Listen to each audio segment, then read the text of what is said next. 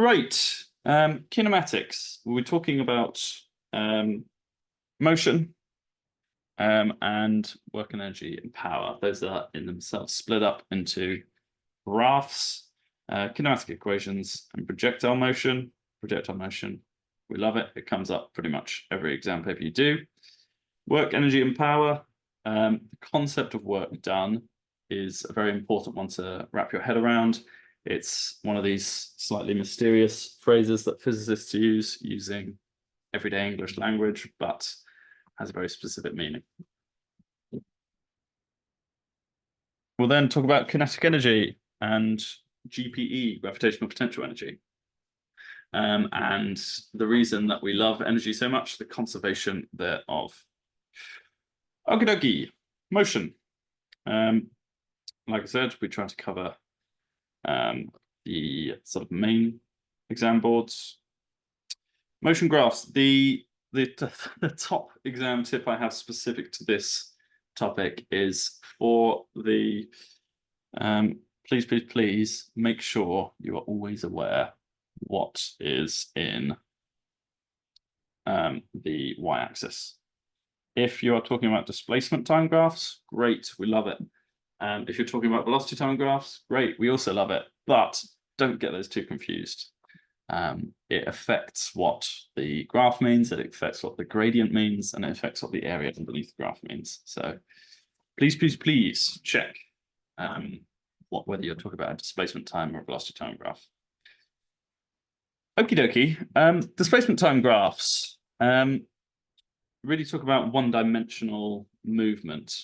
You start at a point, you're traveling away at maybe varying speeds, and then in this graph, they come back to where they started from because they return to the origin. The significance of the gradient for displacement time, you've got something in meters on the y-axis, something in seconds on the x-axis. So if you divide meters by seconds, you get meters per second, i.e. you get velocity.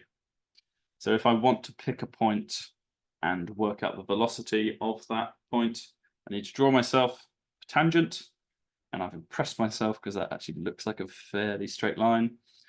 When drawing a tangent, you want to roughly make sure that the areas on either side here look like they're pretty much equal. And then once you've got your tangent, you can draw your triangle, and on a graph with a scale, you can then work it out. And that will be your velocity. Sorry, my handwriting has taken a turn for the worst. Too much T.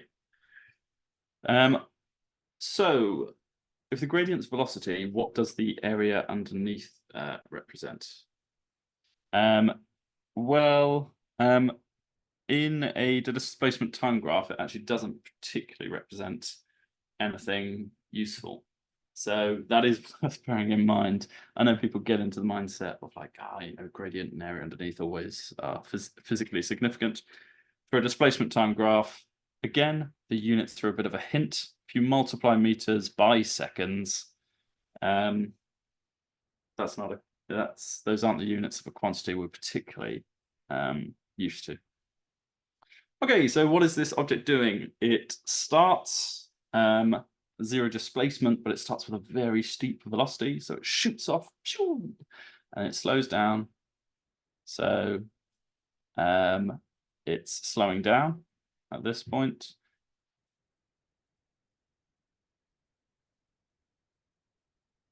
Until it comes to a total stop. It's maintaining a constant displacement, so it's just parked itself a certain distance away, and then it comes back home. But it does so in a different method than it did before. It does so with constant velocity. The gradient is constant, it's a straight line. Therefore, it's got constant velocity during this period. And that's a negative constant velocity. Right, velocity time graphs. Again, I beseech you, I beg you to always take care of what's on your y-axis. If we plot the gradient, slightly less good line this time. The gradient of a velocity time graph, you're dividing meters per second by seconds again, so you'll end up with meters per second squared. The gradient is acceleration.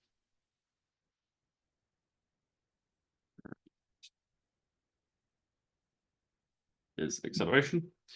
The area underneath then, you are multiplying the y-axis by the x-axis, you're multiplying meters per second multiplied by seconds, so you'll end up with meters. That's a hint, because it means that the, oh, switched up the pen. The area underneath is the distance traveled.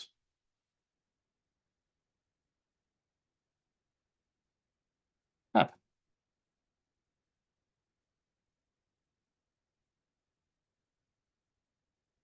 Okay, so what is this object doing? We don't know. We don't know what its story was before, but it was stationary. It started off 0. Its velocity increased with a very sharp acceleration, and the acceleration tapered off until it reaches this plateau. This plateau does not mean it's stationary, it just means it's constant velocity. So it's pootering along at 60 miles an hour or whatever. If this is a car, let's pretend it's a car. That doesn't mean it's standing still, it just means it's not getting faster, it's not getting slower. Then something dramatic happens and its velocity decreases suddenly, so there's deceleration here. And it's constant deceleration because the negative constant deceleration. Let's see how tiny I can write.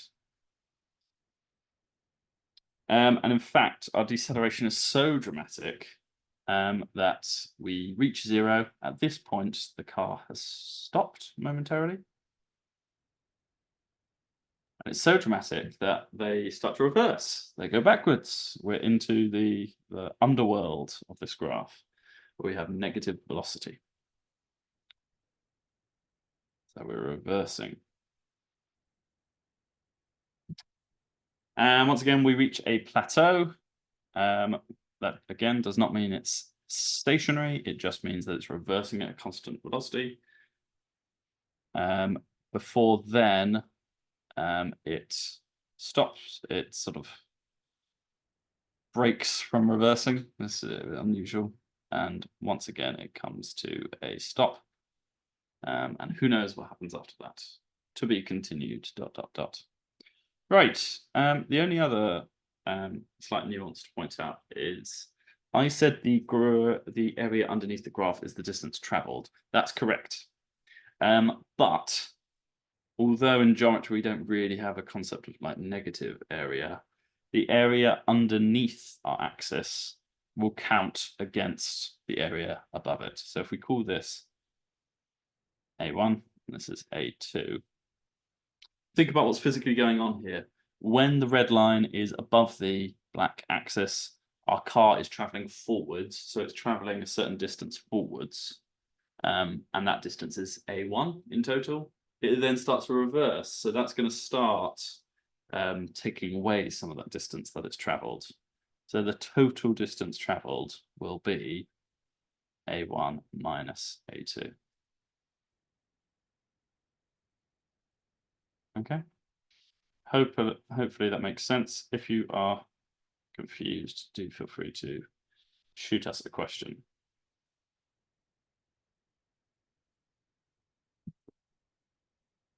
Okie dokie.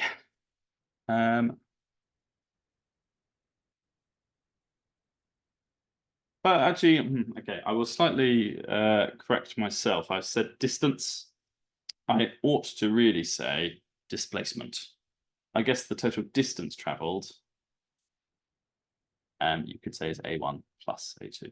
So the total displacement is the subtraction, the total distance.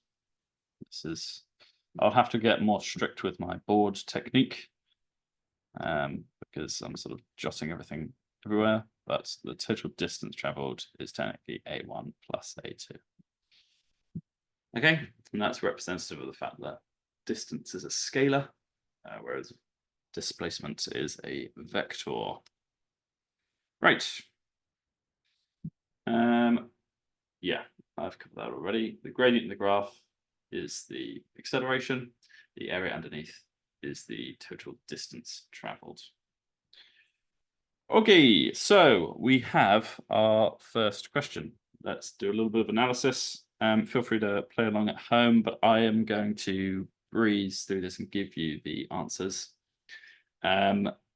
If you a reminder that you'll be sent all the answers at the end of the day, so don't worry too much if it seems a little too fast. We've got a lot of material to get through.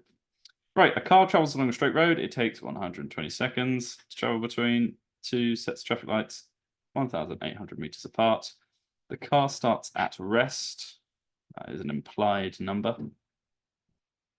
And moves with constant acceleration. Very key information. Anytime they mention anything being constant. For 20 seconds until it reaches a speed of 20 meters per second, which it maintains for t seconds. Quite a lot of information going on here. It then decelerates uniformly, another key question, key word, to reach the next set of traffic lights. Plot the velocity time graph for this journey. And there's our command word, plot. And find the value of t. Okie dokie. So it's inviting us to draw a graph. In the actual exam question, they would give you a grid to draw on.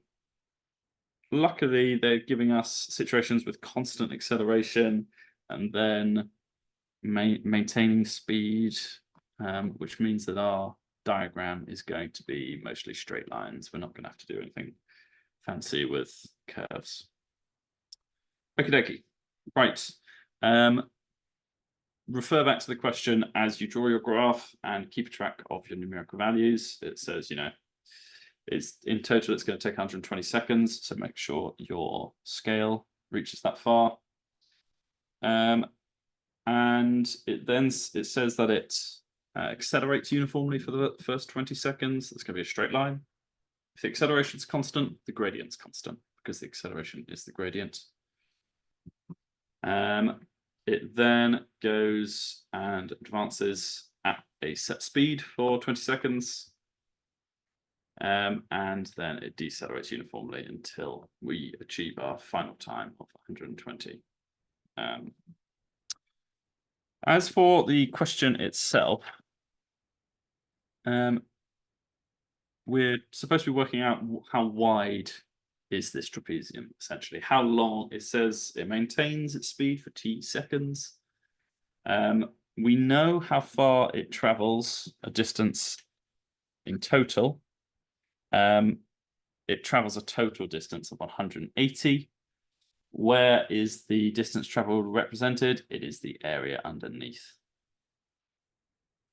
Okay, so the area of a trapezium, yes, you could do this in parts. You could do it as a left, triangle on the left, square in the rectangle in the middle, triangle on the right.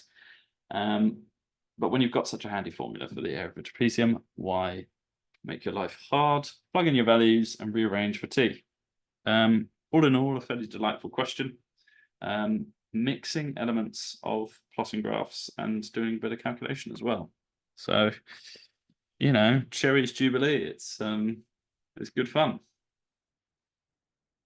Okay, kinematics equations, the big bad boys of kinematics, SUVAT. Don't get confused with what it stands for. S, for historical reasons, stands for displacement. Let's not get bogged down in Y. U is initial velocity, V final velocity, A is acceleration, and T is time. In all of these SUVAT questions, you will be looking for, in your context of your question, you'll be looking for evidence of some of these 5 quantities that the question gives you. They'll normally give you 3 and expect you to calculate a 4th, and then maybe use that to infer even more information. the 4 Suvat equations you are given in your formula sheet, but that I recommend you commit to memory anyway, at least everybody's favorite VUAT, V equals U plus AT. Each of these equations uses 4 out of the 5. And so if you've got one unknown, you need to know all 3 of the others. So you need to know at least 3 bits of information, at least 3 out of 5 of the Suvat quantities in order to use these equations. So the question should always, it might be by implication, they might say at rest or some other means of implication, but they'll always give you 3 bits of information. Okay, that sentence at the bottom more or less saying what I was just banging on about. Each equation contains 4 of the 5. If you know 3, you can use Suvat to find the other 2. Okay, so write down the variables you know and the one you need to calculate, and then pick whichever of these 4 contains those 4, the 3 knowns and the 1 unknown.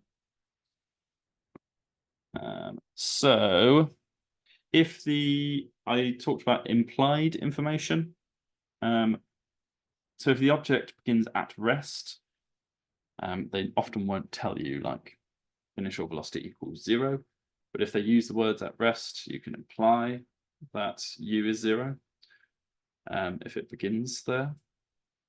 And this can dramatically simplify some of our equations. So s equals ut plus half at squared just becomes s equals half at squared.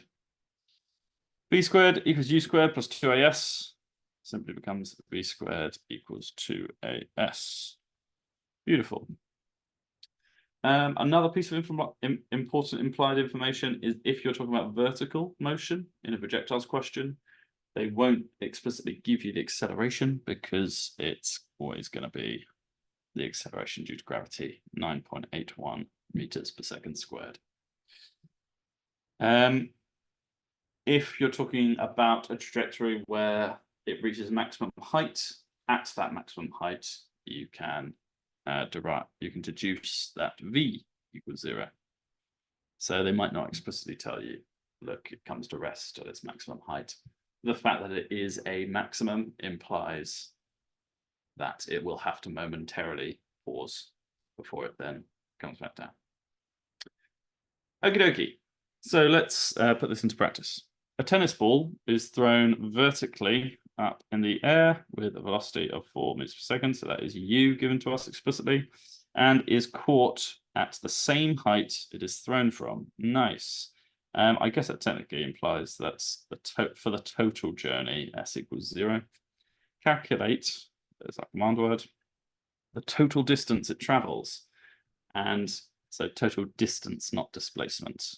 So it wants how far up does it go plus how far down it goes. And those 2 things will be equal. So we really just want to know how far up does it go. So I'm going to park that s equals 0. And it also wants the total time that it's in the air for. Oof. Oof. How mean. It's a calculation question. It asks for a calculate. There's 4 marks. So roughly there should be 4 steps on that calculation. It shouldn't be too easy. If you're getting an answer, immediately, something might be amiss, or you might have to show some more working. And the fact that this is a tennis ball in the air, we can use that. We can use 2 facts. We can use that the acceleration is going to equal g, but also, if you're talking about projectiles or something that isn't an external force acting on it, like somebody gets a magnet out for a metal ball or something like that, the time of ascent is going to be equal to the time of descent. As long as all the forces on it are constant as it goes up and goes down, i.e. nobody switches a magnet on halfway through, that'll be the case. A useful fact, a useful bit of symmetry to know. So what variables do we know? We know u, we know acceleration, we know it's thrown up and it's going to reach a maximum height and therefore we can deduce that v equals 0. Sorry, that's supposed to be a circle. Again, as before, we're using the convention that up is positive, therefore the acceleration is negative. Okay, what Suvat equation uses S, U, V, and A? I'm thinking v squared equals u squared plus 2as. Righto. Because v is 0, that simplifies our equation a little bit. We can rearrange for s, plug in our numbers, and we end up with a positive value, good, 0.8154. We are actually only given explicitly u equals 4 meters per second. That is one significant figure. So really we should give an answer to just the one significant figure. However, is that our question fully answered? No, it asks us for the total distance traveled. So that's up and down. Okay, so double that figure. Select the required Suvat equation and rearrange to calculate t.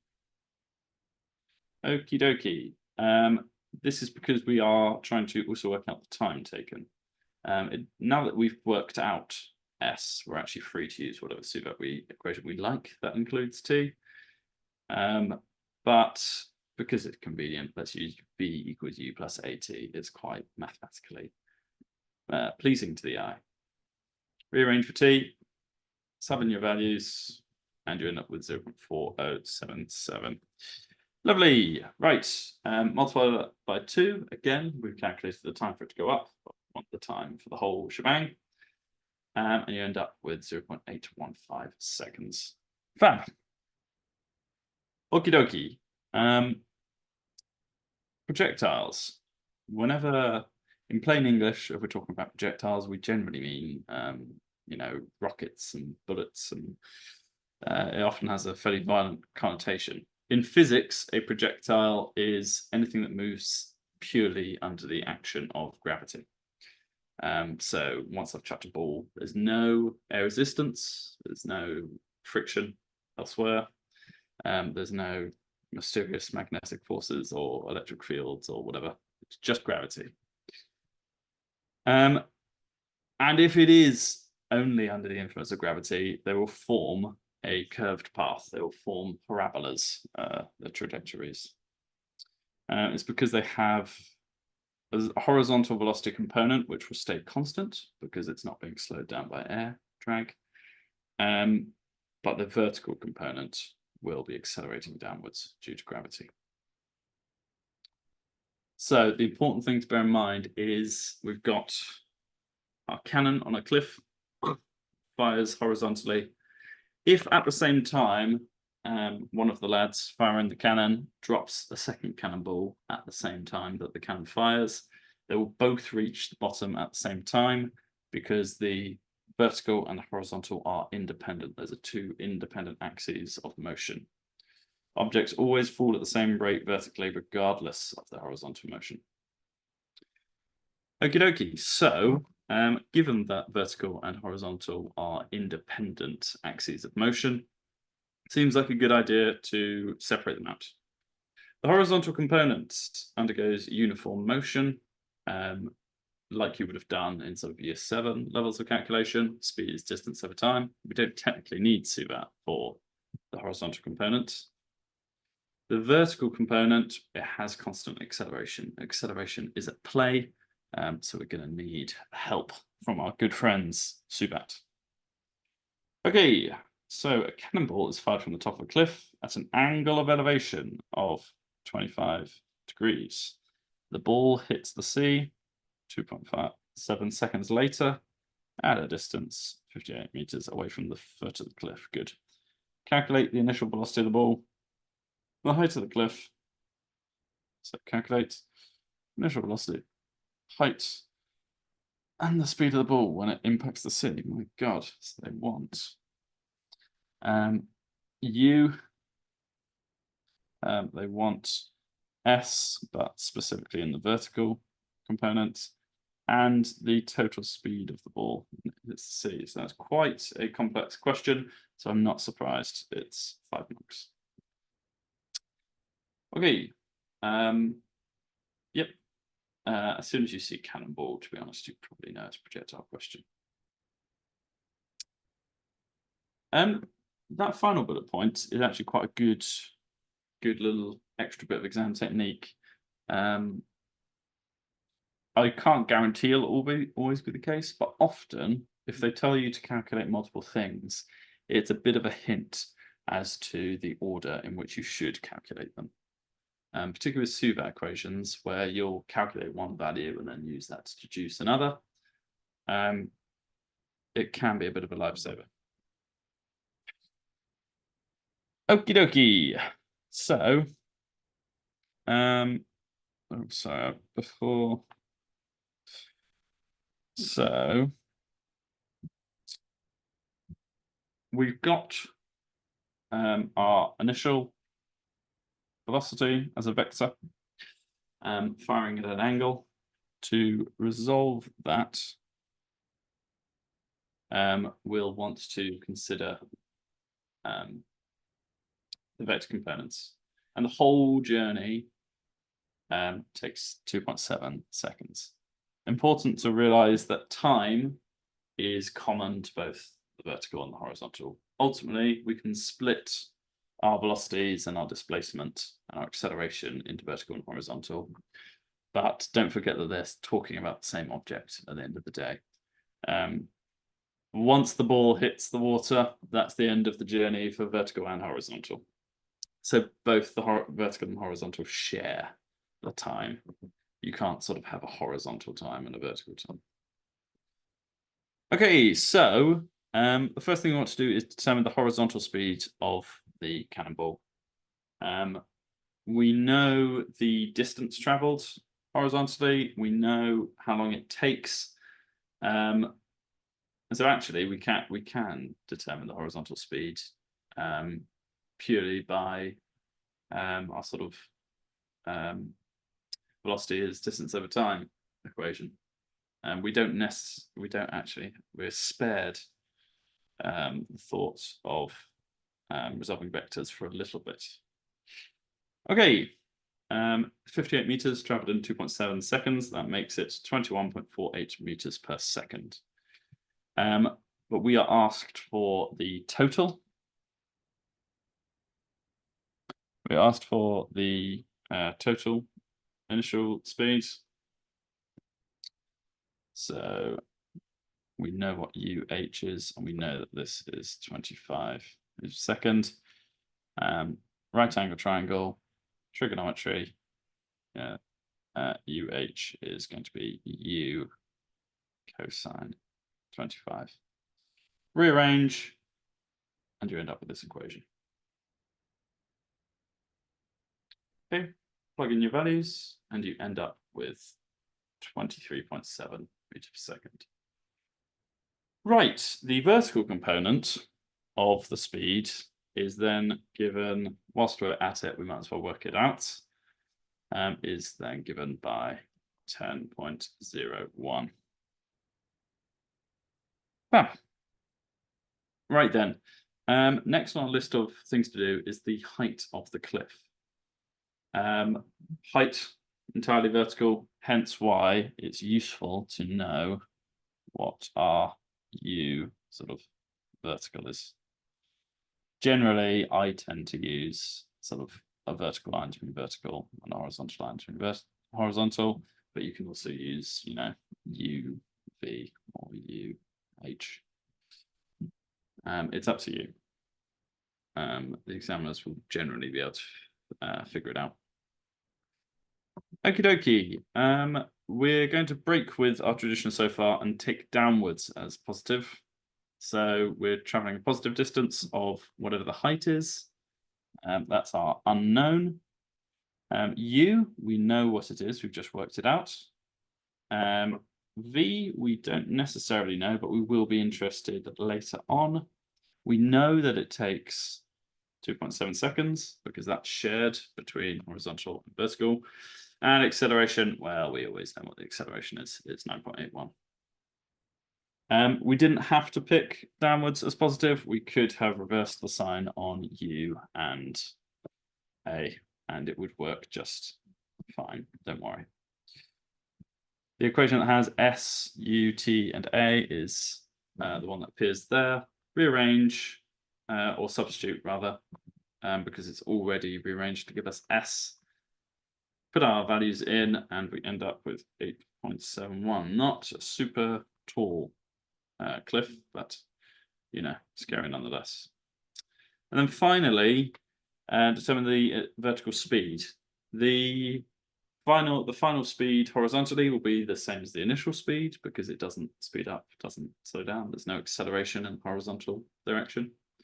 So that's fine. Vertically, we've got 4 out of the 5 pieces of information. We just need to work it out with V equals U plus AT. We've just worked out what we don't even need to use the variable. We've just calculated, but we're still using our initial velocity, which we worked out earlier. Plug those in, and you end up with 16.47 meters per second. Is that the end of the question? Not quite. It asks us for the question itself, asks us for the speed of the ball. Speed is a scalar. We need to recombine our 2 components. So we've got our sort of vertical component down and our horizontal component there. And we want to work out the hypotenuse of this triangle in order to calculate the length of this combined vector and its magnitude. The speed. Use Pythagoras, square roots, adding in quadrature. Lovely. And that answer doesn't seem totally out of whack for a cannonball, 27 meters per second. We're not going crazy. Seems reasonable to me. Okie dokie, how are we doing for time? Okie dokie, let's press on. Work, energy, and power. Okay. Work done.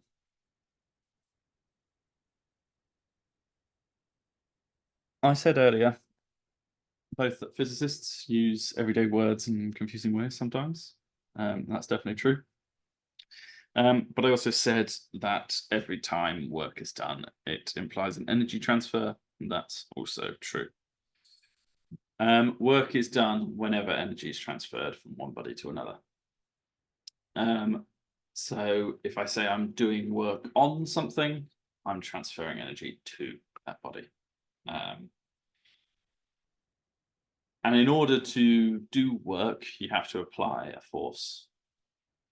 And mathematically, then the work done, I'll add a slight corollary. If the force applied is constant, the work done is equal to that force multiplied by the distance traveled in the direction of the force. Okay, so if I'm pushing a box,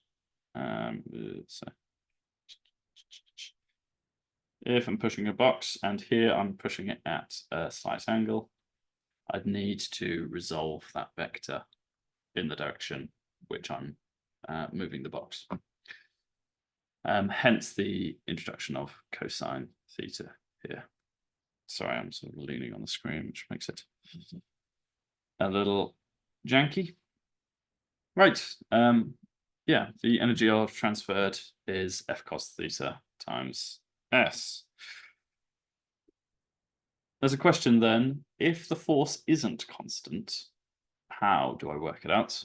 That's ultimately a question that you can only really, truly, mathematically thoroughly answer with A-level maths and beyond.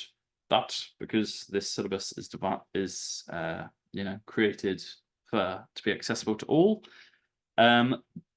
for now, rest content knowing that even if the force, if I was applying force to this box and I was sort of doing one push, then easing off a little bit and pushing again, if I plotted my force against the distance over which I've moved it, the area underneath that graph. So, you know, here's force, here's displacement.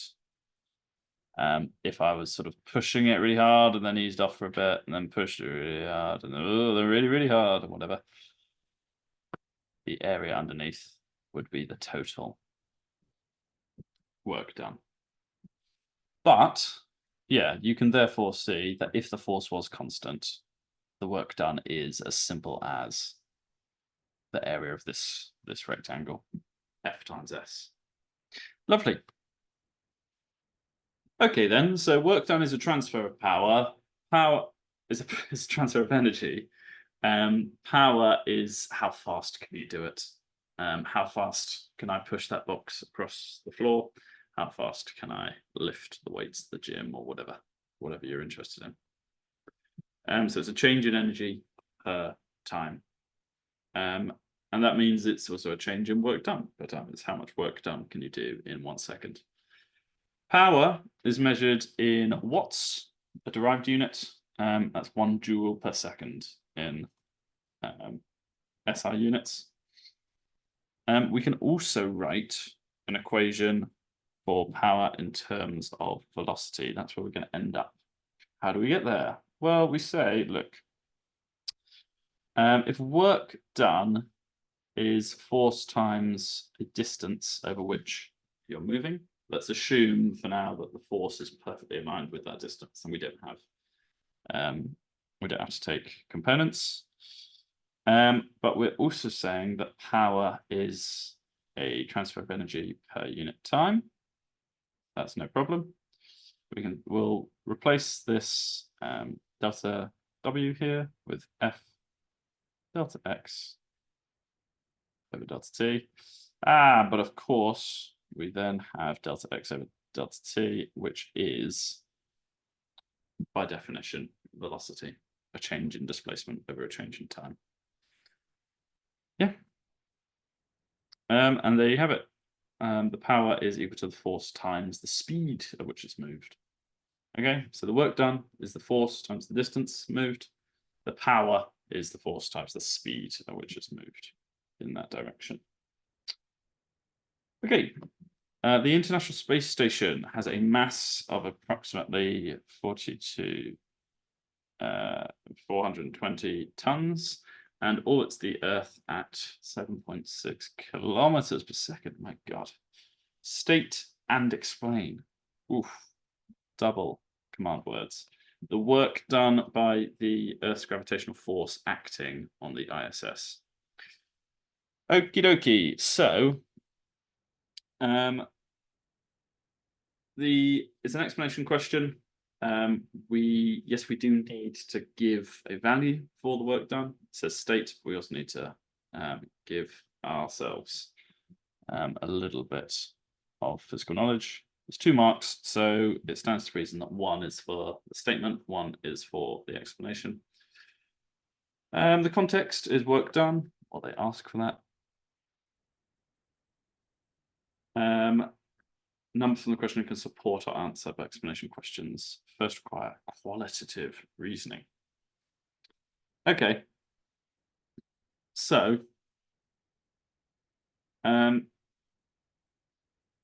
if we imagine our satellite, which in this case is a famous one, the ISS, contrary to some movies on the subject, it does still experience gravity. And in fact, this isn't balanced by another force. It is just constantly accelerating towards the Earth. So here's our acceleration downwards with my double-headed arrow. But it's also moving horizontally fast enough that it's sort of constantly avoiding falling into the Earth. And that's how circular motion works. During orbit, gravitational force. So the problem here, unlike me with the box pushing it across the floor, is that the only force acting on my satellite is gravity, and it's acting at right angles to the direction.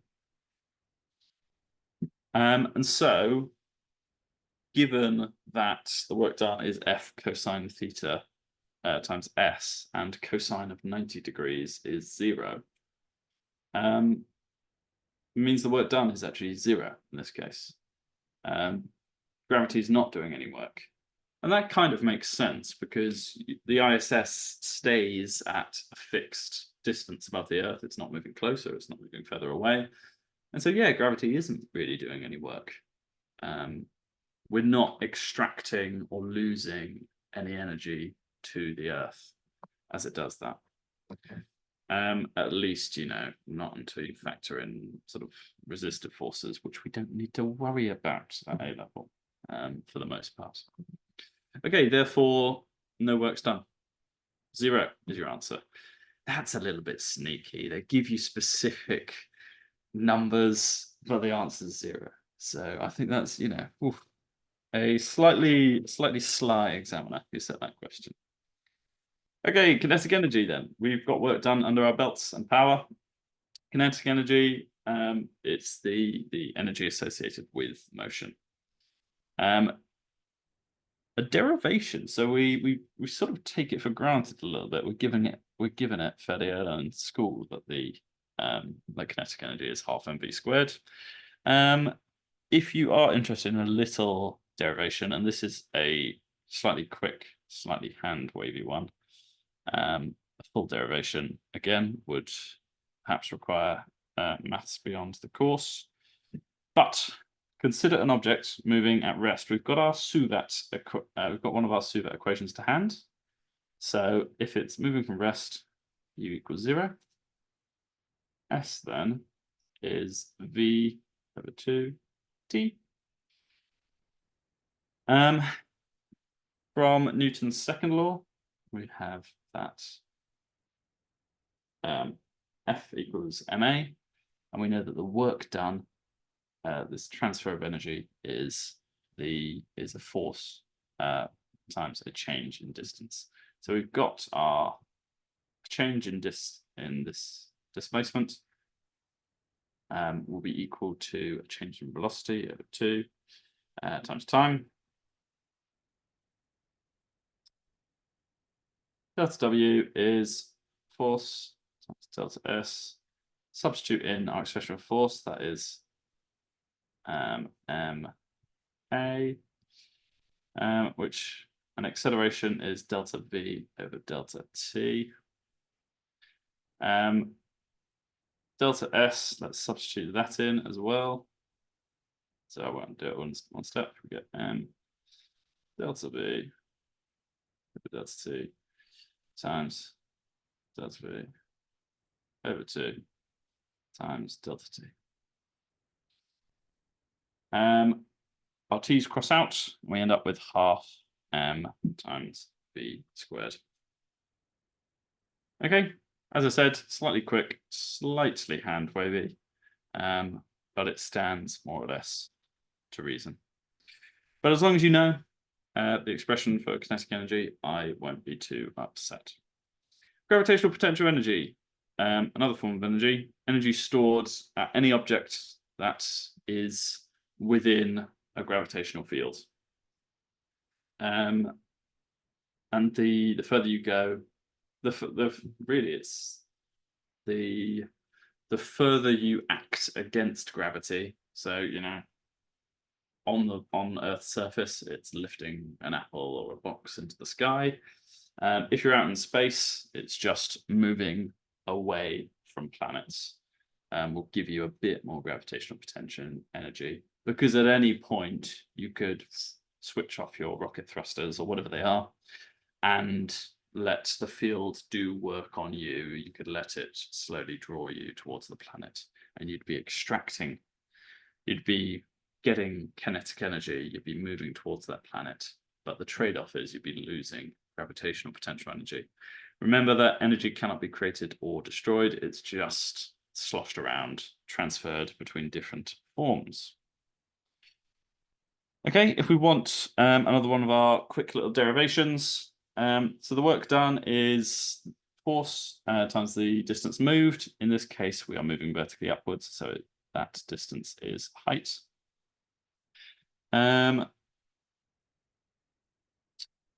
Delta W, you just substitute in the force. It's actually as simple as that.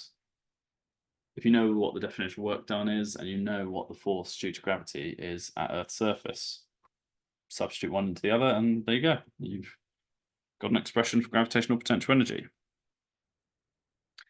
Lovely. Due to the nature of gravitational fields, though, we usually have to define. It's easy for kinetic energy to define as zero. It's when you're still. For gravitational potential energy, we don't really have that luxury, you know. Yeah, you could say it's sea level, but not all ground is at sea level. So normally you end up defining a 0 point from which you comparatively measure changes in energy. Energy, we're nearly always interested in changes in energy. It's rare that we're like interested in a true zero of energy. Okay, let's do a 5-mark question. My goodness. The equation of the power output of a wind turbine is given by an equation that you're not expected to be super familiar with. They tell you what everything stands for. Rho is the density of the air. A is the circular area swept up with the wind turbine. V is the wind speed. The power output of the wind turbine is used by a winch or a crane to raise a block of mass 14,000 kilograms over the course of 1 minute. They write it in words just to chuck you off. Calculate the height of the block. Calculate the height the block can be raised. But if the density of air is 1.3 kilogram meters per meters cubed, the length of the turbine blades are 10 meters and the wind speed is 22. My God, my God. So a lot of information, but enough to filter into that equation at the top left. So assume no energy is lost. Okay, there'll be roughly 5 steps. Context powers of work. We'll need to use an equation. Okay, so you obviously won't necessarily always have time to draw a diagram, but if you are interested, this is roughly what's going on. The wind's approaching at 22 meters per second. We are told that each wing is 10 meters long. So you've got this circular area that is spelling out with a radius of 10 meters.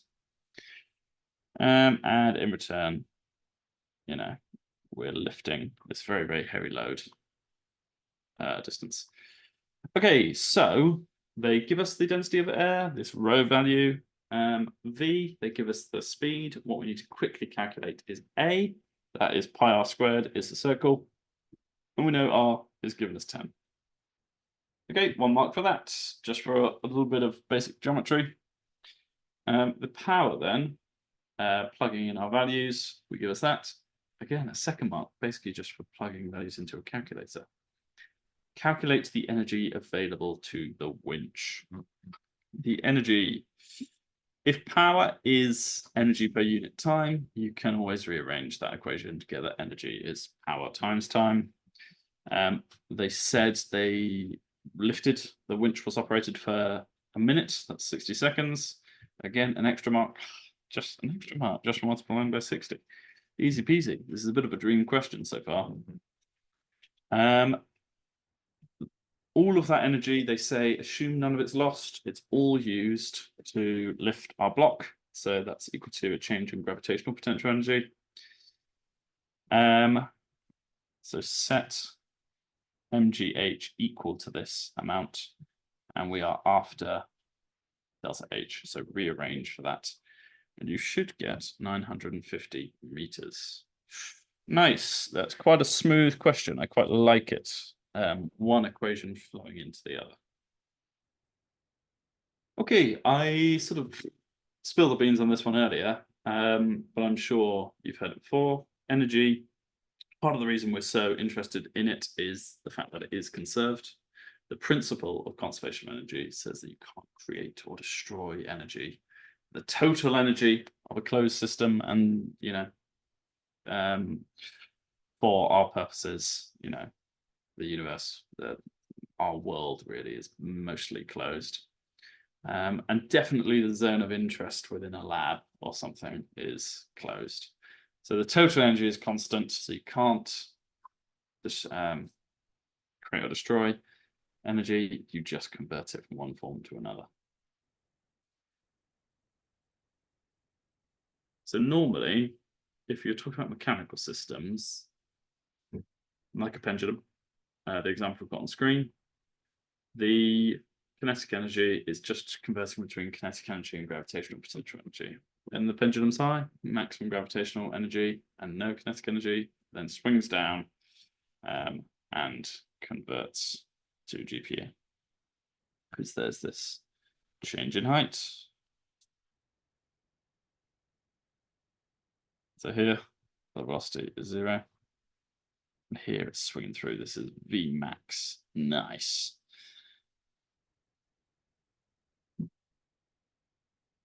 As the pendulum falls, our GPE is converted to kinetic energy.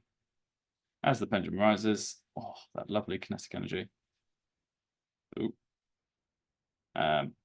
is converted back to GPE.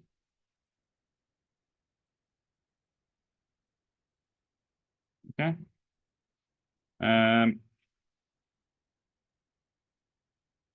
Pendulum stops when it reaches the initial height from which it was released. That stands to reason. If the energy is converted, sorry, I've just managed to hide my pen away again. Lovely. So kinetic energy is half mv squared.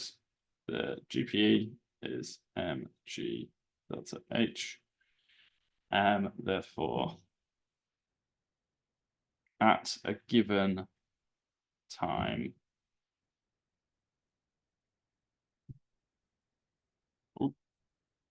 the masses cancel, and you end up at a given moment, whatever the change in height is, your velocity you can work out as root 2g delta h. Fab. Okay, so energy lost by the system other than transferred to kinetic energy and GPE is going to be equal to the work done by the system. Let's dive into that a little bit more. So consider, for example, we've got a car. There's a driving force that's being provided. Let's call it S, and it's across a distance S. So if I'm driving a car and it's going at constant speed, it's not gaining any kinetic energy, and it's not necessarily gaining gravitational potential energy. In fact, if I'm having to use the accelerator to maintain speed, all that work done, because there is work being done, we're applying a force and it's going across the distance, all of that is actually going to go into waste, overcoming friction and the like. So work done by the system can be exerted by its driving force to overcome friction. A roller coaster, so the driving force or the source of energy being used will largely be gravitational potential energy.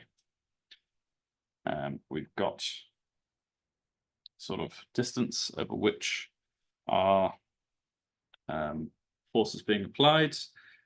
It's not quite straightforward because we're traveling this sort of curvy path, and so we'd need to take we need to resolve vectors a little bit, and it depends if our roller coaster is being driven, if it's sort of the motors in its wheels are going as well as it dropping. But assuming it's just dropping, no wheels, we can take delta H, and we can say, look, we've got the work done is the changing, it's the dropping gravitational potential energy.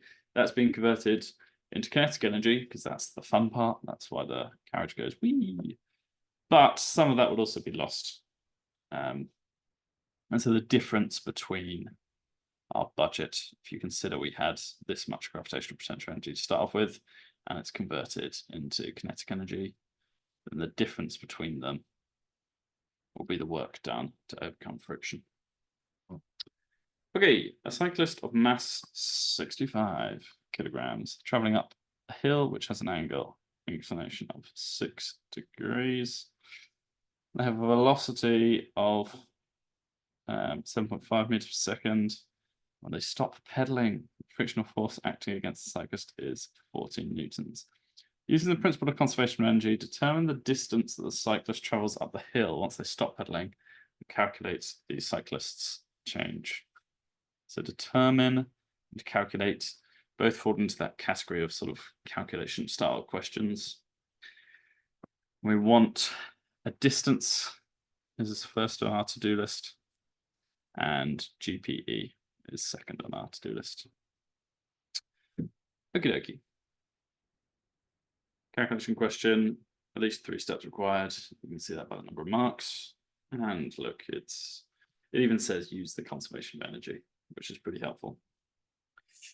Again, diagram's not always necessary, but I think when you have physical questions or calculation questions to do with mechanics, it's often a little bit helpful just to do like a really preliminary sketch, maybe just of the slope.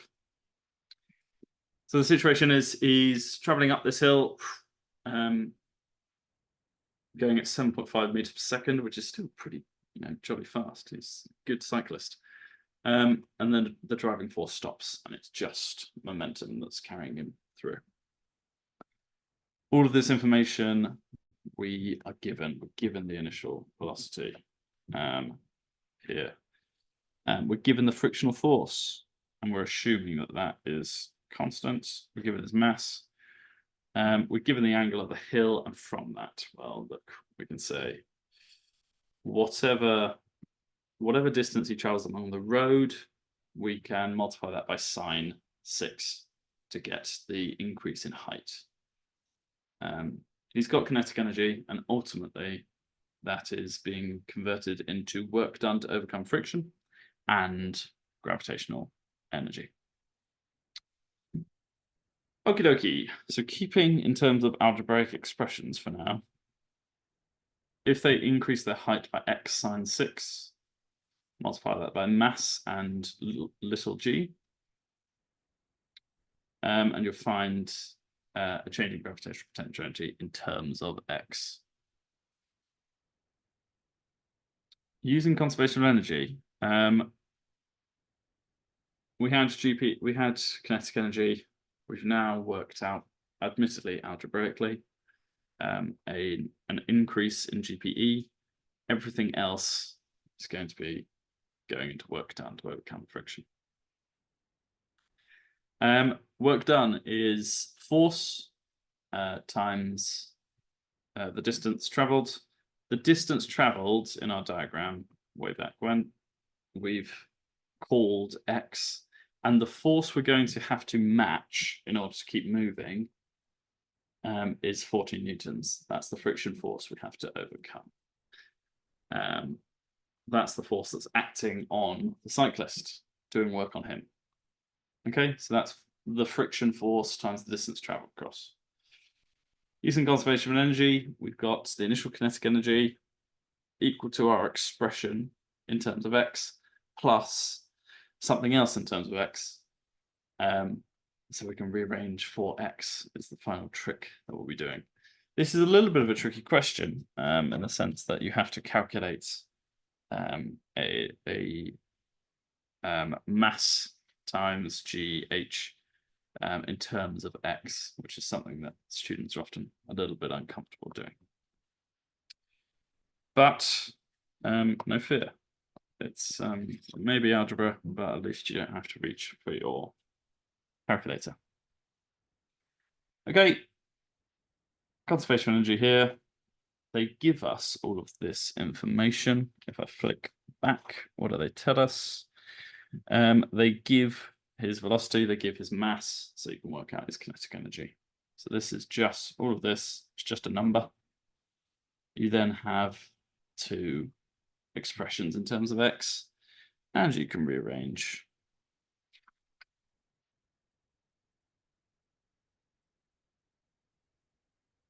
Calculate your numbers, and then divide one by the other, and you get 22.7 meters. Is that crazy? Not at all. That seems more or less pretty reasonable to me. But that's not the only thing we were asked for. We were asked for the change in gravitational potential energy. We've actually already worked out an expression in terms of x for the GPE. It's this 66.65 times x. So now we've got x, all we have to do is multiply by 66.65. Final answer. Those would be the two answers I would ring and indicate to the examiner. And that brings us to an end of the new sort of substantial content. We do still have 7 minutes or so. And so with that in mind, perhaps we should start going through one question from the mini mock paper, which you all have, which are there for you to have a go at, as well as our big mock papers. And those for you to go away and have a go at yourself. But as we've got a little bit of time, perhaps we'll go through one of the questions. Okay, so define the principle of conservation of energy. I'll give you a little minute to look at both the questions on this page.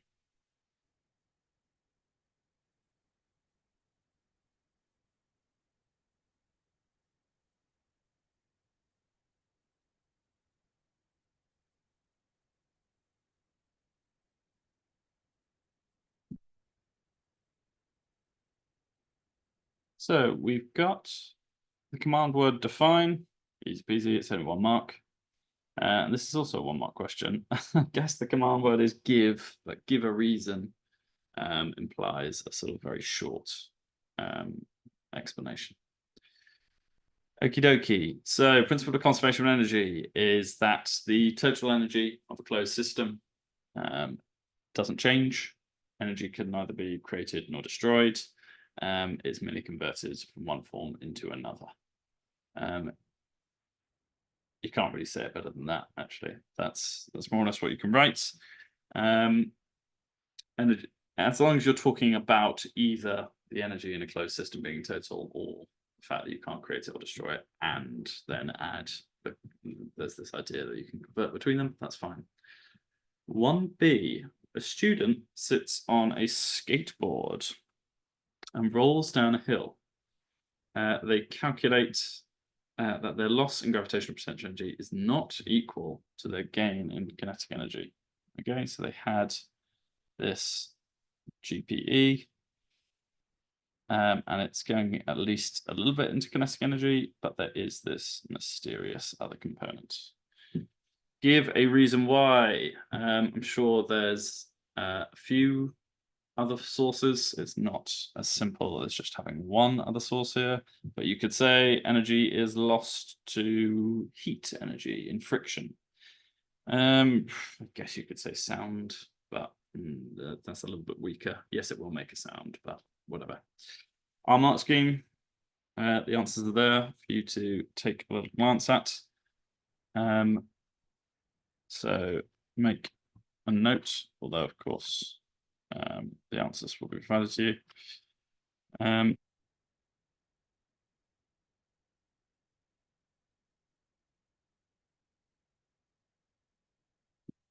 Okie dokie.